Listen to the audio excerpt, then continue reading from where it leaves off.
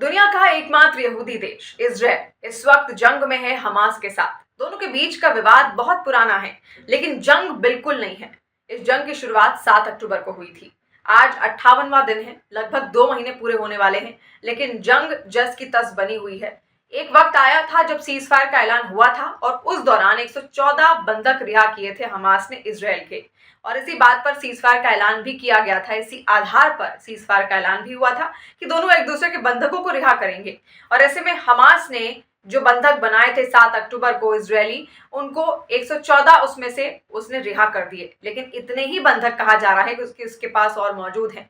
इस बीच इजरायल की तरफ से भी एक बड़ा दावा किया गया। जिस तरीके से वो अपने मकसद में आगे बढ़ रहा था, उसी मकसद के साथ उसने ये कहा है कि अब उसका वो मकसद, वो मिशन कंप्लीट होने वाला है उत्तरी गाजा में, क्योंकि शुरुआत उसने उत्तरी गाजा से ही की थी। वहां पर उसने कई हमले किए और मकसद था हमास के ठिकानों को खत्म करना।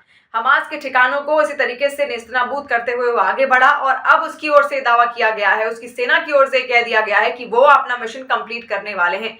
सवाल यही है कि इसके बाद क्या होगा, आगे किस तरीके से अपनी रणनीति यहाँ पर इजरायल बदलता हुआ दिखेगा। इसके अलावा ये भी खबर सामने आई है कि आईडीएफ ने जहां पर हमला किया था वो इलाका था खान यूनिस का इलाका, और उसके आसपास के जो क्षेत्रों में भी कई सारे हवाई हमले और गोलीबारी उसकी ओर से की गई। और इसी इलाके को लादेन यावा सिनवार का गढ़ भी माना जाता है।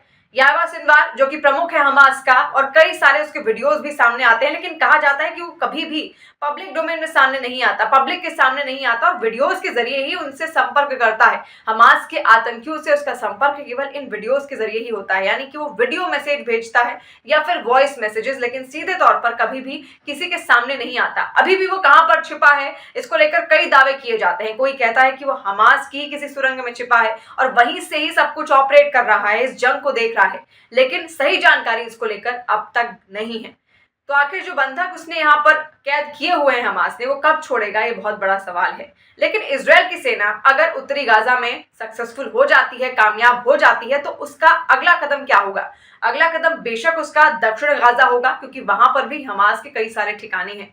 लेकिन क्या वो सुरंगों के अंदर भी जाकर लड़ाई करेगी? क्योंकि अगर इजरायली सेना सुरंगों के अंदर चली गई तो ये जंग बहुत ज्यादा लंबी खिंच सकती है, क्योंकि उन सुरंगों का किसी भी तरीके से आइडिया इजरायली सेना को नहीं है। और आगे क्या होगा, ये बहुत बड़ा खतरा है। और अगर इजरायली सेना का सारा ध्यान गाजा पर रहा या फिर हमास पर रहा या उसकी सुरंगों पर रहा, तो उधर हिजबुल्ला भी तैयार है हमले करने के लिए, और हिजबुल्ला ने इससे पहले भी कई हमले अब तक किए हैं। लेकिन वहां जो एक्सपर्ट्स हैं वो ये बताते हैं कि इजरायल इस बात को बेहद अच्छे से समझता है, और इसी वजह से अपने इस कदम को आगे बढ़ाने के लिए और दक्षिणी गाजा को अपने कब्जे में करने के लिए अब इजरायल ने जो अपना अगला प्लान तैयार किया है, उसके हिसाब से वो लेबनान और इजरायल की सीमा के पास एक सुरक्षा कवच बना सकता है, यानी कि वहां पर एक बॉर्डर लाइन सेफ्टी के लिए, अपनी सुरक्षा के लिए खींच सकता है, बना सकता है, बाड़ेबंदी कर सकता है, ताकि हिजबुल्ला का आक्रमण वहां से ना सहना पड़े और किसी भी तरीके से इजरायल की जो सेना है उसका पूरा ध्यान यहाँ केवल गाजा में हो। तो ये तमाम कदम हैं जो उठाए जा सकते हैं